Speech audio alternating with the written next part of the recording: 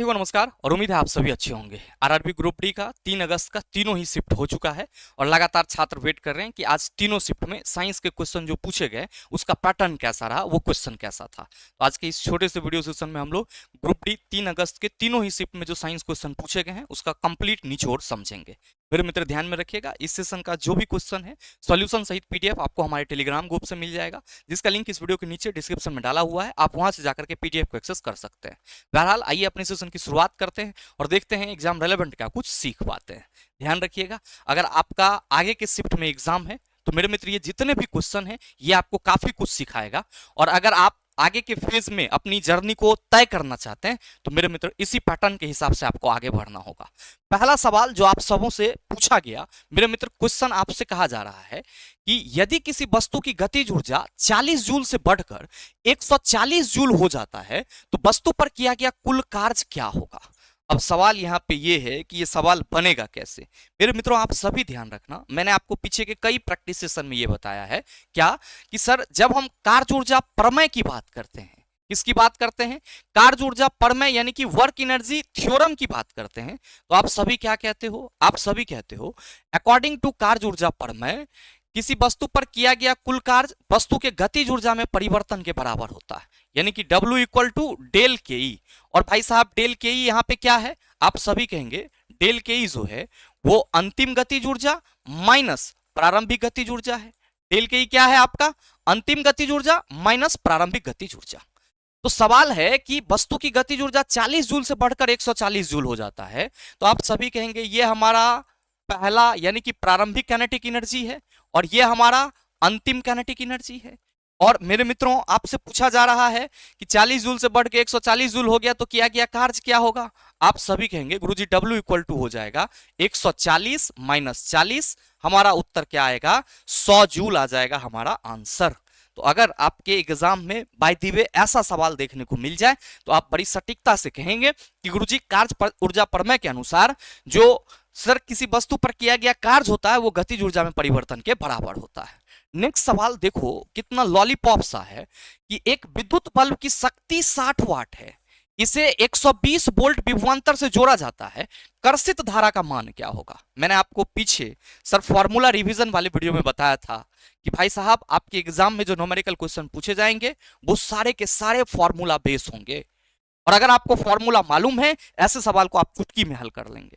क्या कहोगे आप सभी, आप कहोगे कि गुरुजी अगर हम लोग यहाँ पे क्वेश्चन में डाटा की बात करें तो पावर हमारा 60 वाट है जबकि वोल्टेज 120 वोल्ट है, हमसे पूछा जा रहा है आई इक्वल टू वाट, हम क्या कहेंगे कि P इक्वल टू वी आई होता है।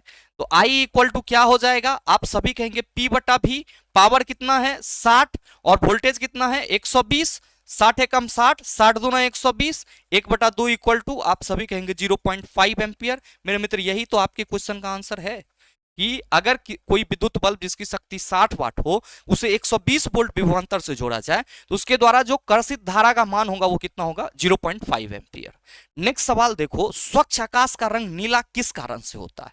मेरे मित्र आप सभी ध्यान देना, जब मानव नेत्र और रंग बिरंगा संसार आप पढ़ते हो तो आपको दो घटनाएं पढ़नी होती है, पहला वायुमंडलीय अपवर्तन और दूसरा प्रकाश का प्रकीर्णन। वायुमंडलीय अपवर्तन के चलते आप सभी कहते हैं गुरुजी तारा टिमटिमाता है, लेकिन आकाश का रंग नीला किस कारण से दिखाई पड़ता है। आप सभी याद रखना, आकाश का रंग नीला प्रकाश के प्रकीर्णन की वजह से दिखाई पड़ता है। आकाश का रंग नीला प्रकाश के प्रकीर्णन के वजह से दिखाई पड़ता है, स्कैटरिंग ऑफ लाइट के वजह से दिखाई पड़ता है। इतना ही नहीं मेरे मित्र, प्रकाश के प्रकीर्णन के कारण ही सूर्योदय और सूर्यास्त के समय आपको जो सूर्य है वो कैसा दिखाई पड़ता है, रक्ताभ यानी कि रक्त के जैसा दिखाई पड़ता है। तो ये ध्यान में रखना आप सभी कि स्वच्छ आकाश का रंग नीला किस कारण से होता है, प्रकाश के प्रकीर्णन के कारण, और प्रकाश के प्रकीर्णन के कारण ही सूर्योदय और सूर्यास्त के समय सूर्य आपको कैसा दिखता है, रक्ताभ दिखता है। नेक्स्ट सवाल देखो क्या पूछ रहा है आपसे, आपसे कह रहा है यदि किसी निश्चित द्रव्यमान वाली वस्तु पर एक असंतुलित बल लगाया जाता है तो वस्तु पर क्या प्रभाव पड़ेगा। ध्यान देना आप सभी यहाँ पे कि क्वेश्चन आपसे ये पूछा जा रहा है कि ये हमारा कोई ऑब्जेक्ट है, ठीक है, जिसका कोई निश्चित द्रव्यमान है, मान लो इसका द्रव्यमान m है और इस पे एक असंतुलित बल F लगाया जा रहा है। ये जो F असंतुलित बल लगाया जा रहा है तो कह रहा है कि वस्तु पर क्या प्रभाव पड़ेगा। आप क्या कहेंगे कि गुरुजी अगर किसी वस्तु पर हम बल लगाएंगे तो जाहिर सी बात है कि वस्तु में त्वरण उत्पन्न होगा। तो हमारा सीधा सा आंसर क्या होगा, आप सभी कहेंगे क्वेश्चन है कि किसी निश्चित द्रव्यमान वाली वस्तु पर एक असंतुलित बल लगाया जाता है तो वस्तु पर क्या प्रभाव पड़ेगा। आप सभी कहेंगे वस्तु वस्तु त्वरित होगी, वस्तु त्वरित हो जाएगी, वस्तु त्वरित हो जाएगी। अब ध्यान देना कि यहां पे F बल लगेगा, सॉरी F बल अगर लगेगा इस m द्रव्यमान वाले वस्तु में तो आप सभी कहेंगे सर त्वरित होगा तो त्वरण A होगा। तो मेरे मित्र इसीलिए तो हम लोग F इक्वल टू क्या कहते हैं, ma। और ये जो सवाल है ये कहां से है, न्यूटन के सेकंड लॉ से है। तो गति के तीनों नियम ध्यान में रखिएगा कि प्रथम गति नियम जड़त्व का परिभाषा मिलता है और बल का परिभाषा प्रथम गति नियम से मिलता है। प्रथम गति नियम को जड़त्व का नियम भी कहते हैं। द्वितीय गति नियम से आप कहेंगे बल के लिए इक्वेशन मिलता है और तृतीय गति नियम संवेग संरक्षण सिद्धांत को प्रूव करने में मदद करता है, जिसको क्रिया प्रतिक्रिया नियम के नाम से भी जानते हैं। तो ये चीज भी आप ध्यान में रखिएगा। बहुत ही लल्लू लाल सा सवाल कि किस माध्यम में ध्वनि का वेग सर्वाधिक होगा। मेरे मित्र आप सबों को मालूम है कि किसी भी माध्यम में ध्वनि को गमन करने के लिए माध्यम का प्रत्यास्था होना बेहद जरूरी है। और मेरे मित्र याद रखना आप सभी कि अगर हम लोग ध्वनि के वेग की बात करते हैं, किसकी, ध्वनि के वेग की बात करते हैं, तो ये ठोस में क्या होता है, आप सभी कहेंगे गुरुजी सर्वाधिक होता है, मैक्सिमम होता है। ठीक है। अब अगर हम बात करें द्रव में तो आप कहेंगे सर ठोस से कम होगा, द्रव में ठोस से कम होगा। और अगर हम बात करें किसमें, सर गैस में, तो आप सभी कहेंगे कि सर ठोस और द्रव से कम, ठोस और ठोस एवं द्रव से कम, ठोस एवं द्रव से आप सभी याद रखना कम। अब यहां पे मैटर ये नहीं है कि गुरुजी ठोस में ध्वनि की जो वेग है वो सर्वाधिक होगी, मैटर ये है कि कितनी, तो लगभग हम लोग कहते हैं 5000 मीटर प्रति सेकेंड, लगभग कितना, 5000 मीटर प्रति सेकेंड, ये बात ध्यान में रखना। द्रव में कितना हम लोग लेते हैं, लगभग 1500 मीटर प्रति सेकंड साउंड का वेग लेते हैं। और गैस आप सभी ध्यान रखना अलग अलग गैसों पे डिपेंड करती है, हम लोग 340 मीटर प्रति सेकंड वायु में मानते हैं। ठीक है। और अलग अलग माध्यम में क्या होती है, ध्वनि की चाल बदल जाती है, ये ध्यान रखेंगे। अब साथ ही आप सभी ध्यान में रखना कि जब ध्वनि प्रोपेगेट करेगा, ठीक है, तो सर्वाधिक गति से किसमें करेगा, आप कहेंगे गुरुजी अब स्पष्ट है ठोस में, और सबसे कम आप सभी कहेंगे गैस में। नेक्स्ट देखो आपसे सवाल पूछ रहा है द्रव्यमान संरक्षण सिद्धांत का प्रतिपादन किसने किया। क्या मैंने आपको नहीं पढ़ाया है। आप सभी कहेंगे गुरुजी अगर हम लोग रासायनिक संयोजन के नियम की बात करते हैं, लॉज ऑफ केमिकल कॉम्बिनेशन की बात करते हैं, रासायनिक संयोजन के नियम की बात करते हैं, तो रासायनिक संयोजन के दो नियम है जो एनसीईआरटी में हमें पढ़ना है। पहला क्या है हमारा, आप कहते हो द्रव्यमान संरक्षण सिद्धांत, पहला आपका क्या है द्रव्यमान संरक्षण सिद्धांत, और दूसरा आपका क्या है, आप सभी कहते हो निश्चित अनुपात का नियम, दूसरा निश्चित अनुपात का नियम।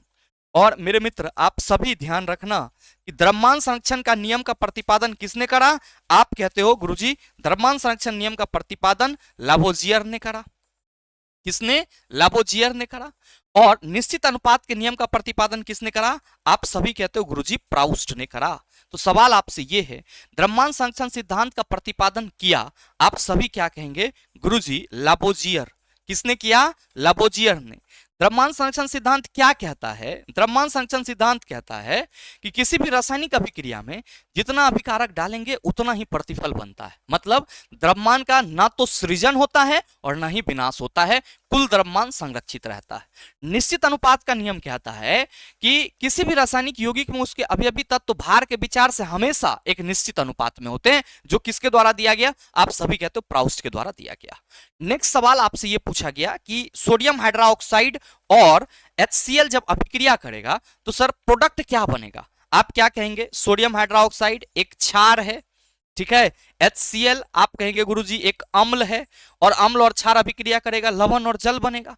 प्रोडक्ट के रूप में आप क्या कहोगे, सर NaCl प्लस H2O का निर्माण होगा, NaCl प्लस H2O का निर्माण होगा। अब याद रखेंगे आप सभी कि यहां पे अम्ल और क्षार के बीच जो अभिक्रिया हो रही है, इस अभिक्रिया को हम लोग न्यूट्रलाइजेशन रिएक्शन, उदासीन अभिक्रिया के नाम से भी जानते हैं। इस अभिक्रिया को क्या कहते हैं, उदासीनीकरण अभिक्रिया, न्यूट्रलाइजेशन रिएक्शन कहते हैं। मेरे मित्र ये भी ध्यान में रखना। अगला सवाल देखो क्या पूछा गया, कह रहा है कि न्यूरॉन का कौन सा विशिष्ट विशिष्ट भाग अन्य कोशिकाओं से रासायनिक या विद्युत संदेश प्राप्त करने के लिए जिम्मेदार होता है। मेरे मित्र सवाल ये है, न्यूरॉन यानी कि तंत्रिका का कौन सा ऐसा स्पेशल पार्ट होता है जो किसी कोशिकाओं से रासायनिक या विद्युत संदेश प्राप्त करने के लिए जिम्मेदार होता है? मेरे मित्र इसके लिए आपको सबसे पहले क्या समझना होगा? न्यूरॉन की संरचना समझना होगा। और भाई साहब अगर हम न्यूरॉन की संरचना की बात करें तो आप सभी कहेंगे कि गुरुजी इसकी संरचना कुछ इस तरीके का होगा। ध्यान से समझना यहाँ पे, ठीक है। ये अगर हम बात करें न्यूरॉन की संरचना का, ये आपको कुछ ऐसा दिखेगा। अब यहां पे इसमें आपको बहुत सारे इस तरह के पार्ट दिखते हैं, बहुत सारे इस तरह के पार्ट दिखते हैं, ये इस तरीके से, ठीक है। और मेरे मित्र आप सभी क्या कहते हो कि इसका सर एक लंबा सा पार्ट होता है, और ये लंबा सा पार्ट कुछ इस तरीके से रहता है, लंबा सा पार्ट कुछ इस तरीके से होता है। और ध्यान देना कि यहां पे लंबे से पार्ट के बाद यहां पे आपको कुछ इस तरीके की संरचनाएं नजर आती है। मेरे मित्र यहां पे क्या होता है, गोल जैसी संरचना होती है। हालांकि ये जो सेल बॉडी है ये थोड़ा सा और क्या होता, अच्छा लगता अगर हम इसको ऐसे ऐसे करते तो, लेकिन कुछ करने की जरूरत नहीं है, हमें केवल समझना है ये कि मेरे मित्रों इसके कुछ अपने पार्ट हैं। आप सभी ध्यान रखो कि ये जो आप पार्ट देख रहे हो ना, इसको हम लोग डेंड्राइट्स बोलते हैं। क्या बोलते हैं? डेंड्राइट्स बोलते हैं। और मेरे मित्र ये क्या है, इसका केंद्रक है। और ध्यान रखना कि इस पूरी संरचना को हम लोग क्या कहते हैं, सेल बॉडी। क्या कहते हैं? सेल बॉडी या साइटोस्टोम कहते हैं। और ये जो एक लंबी आप देख रहे हो संरचना, इसको हम लोग क्या कहते हैं, एक्सॉन कहते हैं। यानी कि मेरे मित्र ये जो आपका लंबा डेंड्राइट्स है ये एक्सॉन कहलाता है। और ये वाला जो पार्ट है इसको हम लोग एक्सॉन टर्मिनल कहते हैं। क्या कहते हैं? एक्सॉन टर्मिनल कहते हैं। और ये एक्सॉन, ये जो आप देख रहे हो इस संरचना से घिरा हुआ रहता है, इसको हम लोग माइलिन शीथ कहते हैं। मेरे मित्र आप सभी ध्यान रखना कि न्यूरॉन का जो ये डेंड्राइट्स है, ये जो संवेदी अंग है उससे क्या करती है, संवेदना ग्रहण करती है। संवेदना में क्या होगा, आप सभी कहेंगे रासायनिक या विद्युत संदेश। अब ये डेंड्राइट्स संवेदी अंगों से, सेंसरी ऑर्गन से क्या करती है, संवेदना ग्रहण करती है। और ये कहां भेजती है सर, सेल बॉडी में। कहां भेजती है? सेल बॉडी में। यहां पे क्या होता है, जो आपका सेंसेशन है, जो संवेदना है, वो इलेक्ट्रिकल इंपल्स में बदलता है। और इलेक्ट्रिकल इंपल्स फिर ये एक्सॉन के सहारे क्या होते हैं, अगले न्यूरॉन को ट्रांसफर होते हैं।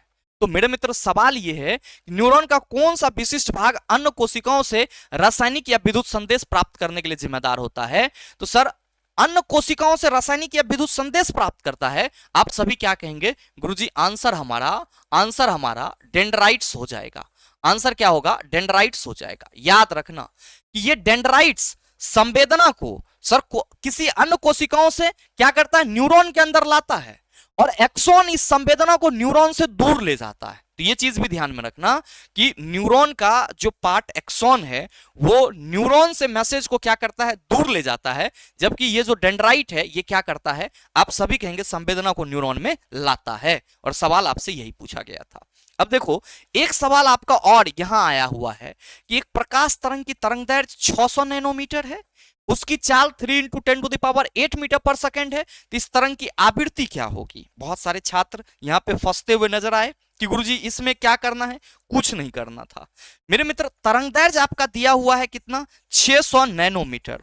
आप सबों को मालूम है 1 नैनोमीटर 10⁻⁹ मीटर के बराबर होता है।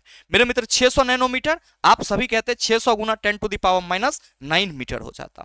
ठीक है। अब यहां पे 600 है तो क्या हम इसको 6 × 10⁻² × 10⁻⁹ कह सकते हैं? आप कहेंगे बिल्कुल। प्लस माइनस, आप कहेंगे सर माइनस, तो ये हो जाएगा 6 × 10⁻⁷ मीटर। ठीक है। अब देखो कि आपका चाल कितना दिया हुआ है, 3 × 10⁸ मीटर प्रति सेकंड। आपसे पूछा क्या गया, आवृत्ति क्या होगा? क्या कहते हो आप कहते हो कि गुरुजी चूंकि तरंग का वेग तरंग की आवृत्ति और तरंगदैर्घ्य के गुणनफल के बराबर होती है, तो यहां से अगर हम आवृत्ति निकाले, यहां से हम आवृत्ति यानी कि न्यू निकाले, तो ये क्या होगा? आप सभी कहेंगे सर v/λ। v का वैल्यू कितना है? आप सभी कहेंगे तरंग का वेग 3 × 10⁸ जो तरंगदैर्घ्य है वो कितना है? तो आप सभी कहेंगे सर 6 × 10⁻⁷ मीटर। अब मेरे भाई 3 × 1 = 3, 3 × 2 = 6। ठीक है। अब आप सभी क्या कहोगे कि ये 10⁸ ऊपर है, ये 10⁻⁷ नीचे है। ये अगर -7 ऊपर जाए तो आप सभी कहेंगे कि गुरुजी प्लस हो जाएगा और 10 टू द पावर 15 होगा। तो आप मेरे मित्र ये 1/2 को 0.5 लिख सकते हो, आप कहेंगे बिल्कुल।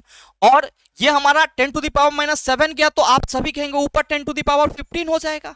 अब यहां से इसको साइंटिफिक रूप में कैसे लिखोगे, आप सभी कहेंगे कि गुरुजी ये हम 5 इंटू 10 टू द पावर 14 हर्ज लिख सकते हैं। मेरे मित्रों यही तो आपके इस क्वेश्चन का आंसर है, यही तो आपके इस क्वेश्चन का आंसर है। सवाल था कि प्रकाश तरंग की तरंगदैर्घ्य 600 नैनोमीटर है, उसकी चाल 3 into 10 to the power 8 metre per second है, तो तरंग की आवृत्ति क्या होगी, आप सभी कहेंगे 5 इंटू 10 टू द पावर 14 हर्ज। नेक्स्ट देखो, बड़ा ही सरल सा सवाल, और मैंने आपको कई बार इस सवाल को अपने प्रैक्टिस सेशन में बताया कि सर किसी बिलियन के 80 ग्राम विलायक में 20 ग्राम साधारण नमक मिलाया जाता है। कह रहा है कि बिलियन की द्रव्यमान प्रतिशत सांद्रता कितनी होगी। क्या कहोगे कि गुरुजी अगर हम इसके सॉल्यूशन की बात करेंगे तो हम सबों को मालूम है कि जो मास परसेंटेज होता है, जो मास परसेंटेज होता है वो क्या होता है, आप कहते हो गुरुजी मास ऑफ सॉल्यूट बटा mass of solution, mass of solute बटा मास ऑफ सॉल्यूशन गुना 100, मास ऑफ सॉल्यूट बटा मास ऑफ सॉल्यूशन गुना 100। मेरे मित्र आप सभी यहां पे क्या कहोगे कि गुरुजी ये जो 80 ग्राम है ये हमारा विलायक है, और ये 20 ग्राम साधारण नमक मिलाया जा रहा है, तो ये क्या होगा, हमारा विलय होगा। ठीक है, तो विलय पदार्थ की मात्रा कितनी है, अगर हम प्रतिशत मास यहां पे निकाले तो विलय पदार्थ आप सभी कहेंगे गुरुजी 20 ग्राम।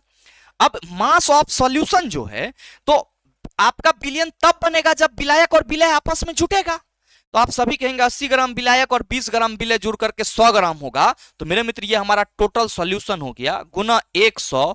भैया आप सभी को होगे गुरुजी हमसे जो सवाल पूछा गया कि किसी बिलियन के 80 ग्राम विलायक में 20 ग्राम साधारण नमक मिलाया जाता है, तो बिलियन की द्रव्यमान प्रतिशत सांद्रता कितनी होगी, आप सभी कहेंगे 20%। कितनी, 20%। कैसे, मास ऑफ सॉल्यूट बटा मास ऑफ सॉल्यूशन गुना 100।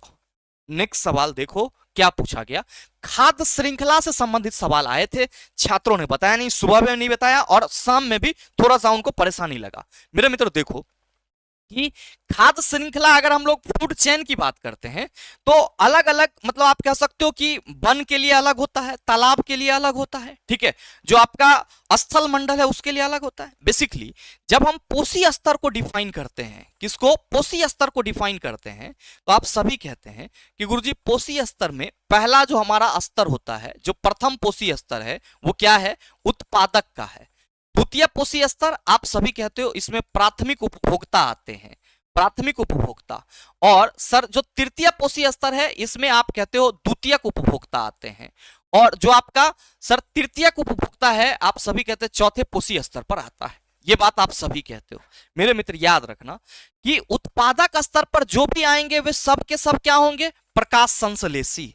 उत्पादक स्तर पर जो भी आएंगे वे क्या होंगे, प्रकाश संश्लेषी। और याद रखना कि सर उत्पादक स्तर पर प्रकाश संश्लेषी यानी कि ग्रीन प्लांट्स की जीवों की जो संख्या है वो क्या है, सर्वाधिक होती है। ठीक है, इसको आप खाद्य श्रृंखला न कहो, इसको आप पोषी स्तर कहो। ठीक है, पोषी स्तर से सवाल पूछा गया था, हाँ, कि शाकाहारी कौन है, इसमें पोषी स्तर से सवाल था कि शाकाहारी कौन है।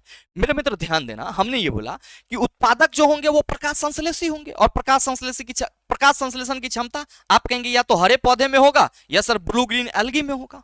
मेरे मित्रों याद रखना आप सभी कि उत्पादक को जो खाएगा वो कौन खाएगा, सर प्राथमिक उपभोक्ता। तो याद रखेंगे मेरे मित्रों, प्राथमिक उपभोक्ता को हम लोग क्या कहते हैं, शाकाहारी। शाकाहारी यानी कि हार्बीवोरस, जो घास फूस खाएगा उसको हम लोग क्या कहेंगे, शाकाहारी ही कहेंगे। अब मेरे मित्र जो प्राथमिक उपभोक्ता और उत्पादक दोनों का भक्षण करेगा उसको द्वितीयक उपभोक्ता कहेंगे। और याद रखना द्वितीयक उपभोक्ता क्या है, सर छोटे मांसाहारी कहलाते हैं। द्वितीयक उपभोक्ता क्या कहलाते हैं, छोटे मांसाहारी। जबकि मेरे मित्र तृतीयक उपभोक्ता क्या कहलाते हैं, याद रखना बड़े मांसाहारी कहलाते हैं, बड़े मांसाहारी कहलाते हैं। तो सवाल आपसे यह था कि निम्न में से किसे शाकाहारी कहा जाता है, आपके ऑप्शन में था प्राथमिक उपभोक्ता, तो आप सभी कहेंगे बिल्कुल सर प्राथमिक उपभोक्ता इज द राइट आंसर। ध्यान रखना आप सभी कि उत्पादक आपका प्रथम पोषी स्तर पर आएगा, जो प्राथमिक उपभोक्ता है ये द्वितीय पोषी स्तर पर आएगा, जो द्वितीयक उपभोक्ता है ये तृतीयक पोषी स्तर पर आएगा, और मेरे मित्र आप सभी ध्यान रखेंगे तृतीयक उपभोक्ता चतुर्थ पोषी स्तर पर आएगा। ये पोषी स्तर है, लेवल है। याद रखना कि ये जो प्रकाश संश्लेषण की प्रक्रिया होती है हरे पादप के द्वारा, हरे पादप सौर ऊर्जा का केवल 1% ऊर्जा ही, 1% सौर ऊर्जा का ही स्थिरीकरण कर पाता है, 1% सौर ऊर्जा का स्थिरीकरण कर पाता है। ये बात ध्यान में रखना आप सभी। और मेरे मित्र, और जो बाकी के जीव, जैसे मान लो कोई शाकाहारी पेड़ पौधा को खा लिया, उसको कितना परसेंट बायो एनर्जी मिलेगा मेरे मित्र? 10% बायो एनर्जी का ट्रांसफर होता है, तो ये ध्यान में रखेंगे। पौधों में अंतर्वेशी विभोज्योतक उत्तक कहां पाए जाते हैं? आप सभी कहेंगे गुरुजी पौधे के टहनियों के पर्व में, पौधे के टहनियों के पर्व में पाए जाते हैं, ठीक है, इंटरनोड में पाए जाते हैं। ध्यान देना आप सभी कि शीर्षस्थ विभोज्योतक उत्तक, अंतर्वेशी विभोज्योतक उत्तक की बात की गई तो 3 प्रकार के विभोज्योतक उत्तक होते हैं। पहला होता है शीर्षस्थ विभोज्योतक उत्तक, दूसरा होता है पार्श्वस्थ विभोज्योतक उत्तक, और तीसरा होता है आपका अंतर्वेशी विभोज्योतक उत्तक। मेरे मित्रों, शीर्षस्थ विभोज्योतक उत्तक पौधे के जड़ और तना में मिलेगा, जड़ एवं तना के शीर्ष भाग में, जड़ एवं तना के शीर्ष भाग में आपको देखने को मिलेगा। और जड़ और तना के लंबाई के वृद्धि में शीर्षस्थ विभोज्योतक उत्तक अहम रोल निभाता है। मेरे मित्र, पार्श्व तो आप सभी याद रखना तने के मोटाई के लिए वृद्धि, तने के मोटाई और जड़ के मोटाई के लिए रिस्पॉन्सिबल होता है। और अंतर्वेशी विभोज्योतक उत्तक आप सभी कहेंगे टहनियों के पर्व में पाया जाता है, टहनियों के पर्व में पाया जाता है, ये ध्यान में रखना। अब नेक्स्ट मेरे मित्र ध्यान दो कि 12 सेंटीमीटर फोकस दूरी वाले उत्तल लेंस के सामने 18 सेंटीमीटर की दूरी पर एक वस्तु रखी गई है, लेंस द्वारा उत्पन्न आवर्धन क्या होगा? अब आपके क्वेश्चन में सर यहाँ पे फोकस दूरी दिया हुआ है और साथ ही साथ वस्तु दूरी दिया हुआ है और पूछ रहा है आवर्धन क्या होगा। मेरे भाई, आपको सीधा ये फॉर्मूला लगाना है, m इक्वल टू एफ बटा एफ प्लस यू। आप कहेंगे गुरुजी आपने पहले ही फॉर्मूला लिख दिया, इसीलिए लिख दिया ताकि आप सभी इसको जब से ये इस स्लाइड पे आए आपके दिमाग में ये छप जाना चाहिए। अब हमारे पास तरीका है कि हम लेंस सूत्र लगा करके पहले क्वेश्चन में प्रतिबिंब दूरी निकाल लें, फिर हम m इक्वल टू v बटा यू करें। क्या जरूरी है उतना करने की? याद रखेंगे कि अगर हमारे क्वेश्चन में लेंस की फोकस दूरी दी हुई रहे और साथ ही साथ वस्तु दूरी दी हुई रहे तो हम लोग क्या करेंगे? आवर्धन के लिए formula m equal to F बटा एफ प्लस यू लगा लेंगे। कैसे? तो समझो इसको कि हमारा फोकस दूरी उत्तल लेंस की बात की जा रही है तो आप कहेंगे पॉजिटिव होगा। अब वस्तु कितना दूरी पे रखा गया है सर? 18 सेंटीमीटर की दूरी पर, तो ये हमारा -18। अब आवर्धन पूछ रहा है m इक्वल टू व्हाट? आप क्या कहोगे? गुरुजी हम यहाँ पे m इक्वल टू एफ बटा एफ प्लस यू करेंगे, 12 सेंटीमीटर प्लस 12 और माइनस यू 18। आप कहोगे सर 12 बटा 12 माइनस 18 ये होगा 12 बटा -6, 6 दूना 12। सर आवर्धन कितना होगा? -2। ये ध्यान में रखना, यही आपके इस क्वेश्चन का आंसर है, ठीक है। तो जब भी आपके एग्जाम में ऐसे सवाल दिखे मेरे मित्र आप इसी फॉर्मूला का इस्तेमाल करेंगे, ये ध्यान में रखिएगा। इस सवाल को देखिए, क्या कह रहा है कि वायु में एथेनॉल को गर्म करने पर क्या होता है। ऑर्गेनिक केमिस्ट्री में मैंने आपको बताया है कि सर अगर हम कार्बन को किसी भी फॉर्म में जला रहे हैं तो वो अपने हर एक अपरूप में जल करके क्या करेगा? आप कहेंगे कार्बन डाइऑक्साइड, H2O, ऊष्मा और प्रकाश उत्पन्न करेगा। तो अकॉर्डिंग टू क्वेश्चन वायु की उपस्थिति में एथेनॉल को गर्म करने पर क्या होगा? तो आप सभी कहेंगे सर C2H5OH जब ऑक्सीजन के साथ रिएक्ट करेगा तब ये क्या बनाएगा? आप कहेंगे CO2 प्लस H2O प्लस ऊष्मा एवं प्रकाश, ऊष्मा एवं प्रकाश। तो आपसे जो सवाल पूछा गया है कि वायु की उपस्थिति में एथेनॉल को गर्म करने पर क्या होता है, तो आप कहेंगे CO2 H2O और ऊष्मा और प्रकाश उत्पन्न होता है। किसी तत्व का परमाणु क्रमांक 17 है, इसमें इसके इलेक्ट्रॉन, प्रोटॉन एवं संयोजकता होगी। मेरे मित्र ध्यान दो कि परमाणु क्रमांक 17 है तो आप सभी कहते हैं सर क्लोरीन का एटॉमिक नंबर 17 होता है और एटॉमिक मास सर 35.5 होता है, ठीक है, या हम लोग 35 ही लेते हैं, ठीक है। अब मेरे मित्र परमाणु क्रमांक अगर 17 है तो आप सभी क्या कहेंगे कि गुरुजी परमाणु क्रमांक 17 है तो इसमें जो प्रोटॉन की संख्या होगी वो 17 होगी, तो इलेक्ट्रॉन की संख्या आप कहेंगे 17 और प्रोटॉन की संख्या आप सभी कहेंगे सर 17। अब संयोजकता पूछ रहा है तो आप सभी कहते हैं सर क्लोरीन 2 8 7 बाहरी कक्षा में 7 इलेक्ट्रॉन है और हम लोग अगर इसके बाहरी कक्षा में 8 इलेक्ट्रॉन पुराने की कोशिश करें तो आप सभी क्या कहेंगे कि गुरुजी जो 1 इलेक्ट्रॉन की आवश्यकता होगी बाहरी कक्षा में 8 इलेक्ट्रॉन पूरा करने के लिए, वही इसकी संयोजकता होगी। तो भाई साहब जो इसकी संयोजकता होगी वो कितना होगा, आप सभी कहेंगे 1। संयोजकता कितनी होगी, 1 होगी। नेक्स्ट, वेग समय ग्राफ के नीचे का क्षेत्रफल, ये देखो ये यहां पे हमारा ग्राफ है जिसमें ये वेग और ये ओरिजिन पॉइंट और ये समय है। मेरे मित्र कहा जा रहा है कि वेग समय ग्राफ के नीचे का क्षेत्रफल क्या दर्शाता है। वेग समय ग्राफ का जो ढलान है वो त्वरण को बताएगा, और वेग समय ग्राफ के नीचे का क्षेत्रफल आप सभी कहेंगे गुरुजी विस्थापन डिस्प्लेसमेंट को बताता है। किसको, विस्थापन डिस्प्लेसमेंट को बताता है। प्लास्टिड और माइटोकॉन्ड्रिया में क्या समानता है, मेरे मित्र आप सभी कहेंगे दोनों में डीएनए तथा राइबोसोम पाए जाते हैं। दोनों में डीएनए तथा राइबोसोम पाए जाते हैं, ये ध्यान में रखना। और इसीलिए हम लोग इसको यूनिक सेल ऑर्गेनेल के नाम से भी जानते हैं, क्योंकि इसके पास अपना राइबोसोम है तो ये अपना कुछ प्रोटीन भी बना लेते हैं। नेक्स्ट मेरे मित्र, नारियल के रेशेदार छिलके में कौन सा उत्तक पाया जाता है, आप सभी कहेंगे सर दृढ़ उत्तक पाया जाता है, जिसको हम लोग एस्केलेन काइमा के नाम से जानते हैं। पौधे में लचीलापन का कारण कौन होता है, आप सभी कहते हैं गुरुजी कॉलेन काइमा। तो ये कुछ ऐसे सवाल थे जो मेरे भाई आपके आज के तीनों शिफ्ट में पूछे गए थे और छात्रों के द्वारा बताए गए थे। आप अगर सवाल के पूरे पैटर्न को देखो तो ऐसा नहीं है कि सवाल बहुत ज्यादा टफ आ रहे हैं। अगर आपने डीप एनसीईआरटी पढ़ा है आप इसका सॉल्यूशन आसानी से कर लेंगे, और आप लगभग जितने भी आपकी नजरों से एनालिसिस के वीडियो गुजरे होंगे उसमें आपने केवल और केवल यही सुना होगा कि जिसने भी एनसीईआरटी क्लास 9th और 10th की बुक पढ़ी है वो मेरे मित्र बेहतर स्कोर कर रहा है, और अगर आपने नहीं पढ़ी है तो आप अपने आप को पीछा रख रहे हैं। मेरे भाई आप सभी के सुविधा के लिए जो NCERT 9th and 10th master solution batch था उसके प्राइस को ड्रॉप डाउन कर दिया गया है, ताकि आप में से कोई भी छात्र का एग्जाम आगे के फेज में है, आगे के शिफ्ट में, और वो एनसीईआरटी का एनालिसिस करना चाहते हैं चैप्टर वाइज, तो आप सभी सर इस NCERT 9th and 10th master solution batch से कर सकते हो।